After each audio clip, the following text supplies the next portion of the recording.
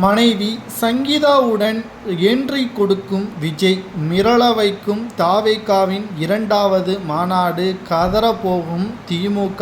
அதாவது ஏற்கனவே நடிகரும் தற்பொழுது தமிழக வெற்றி கழகத்தின் தலைவராக இருக்கக்கூடிய விஜய் அவர்களது முதல் கட்ட அரசியல் பயணத்திலேயே திராவிட முன்னேற்ற கழகம் கதிகலங்கி விட்ட நிலையில் இரண்டாவது மாநாடு தற்பொழுது வரப்போகிறதா என்ற தகவல் தற்பொழுது பேரதிர்ச்சியே திமுகவிற்கு ஏற்பட்டுள்ளது.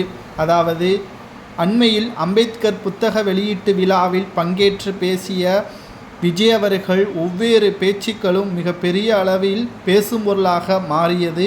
விஜய் அவர்களது அரசியல் பேச்சு ஒவ்வொன்றும் அரசியல் கட்சியினருக்கும் அதை பற்றியே பேசி வருகிறார்கள். தற்பொழுது வரை விஜய்க்கு ரசிகர்கள் பலம் அதிகமாக உள்ளதால் அடுத்த கட்ட அரசியல் மாநாட்டை நடத்த ஆயத்தமாகி வருகிறார் என்றும், முதல் மாநாடு விழுப்புரத்தில் நடந்த நிலையில் அடுத்த மாநாட்டை வி என்ற எழுத்துள்ள நகரில் நடத்த முடிவெடுத்துள்ளார் என்ற தகவலும் தற்பொழுது வெளியாகியுள்ளது.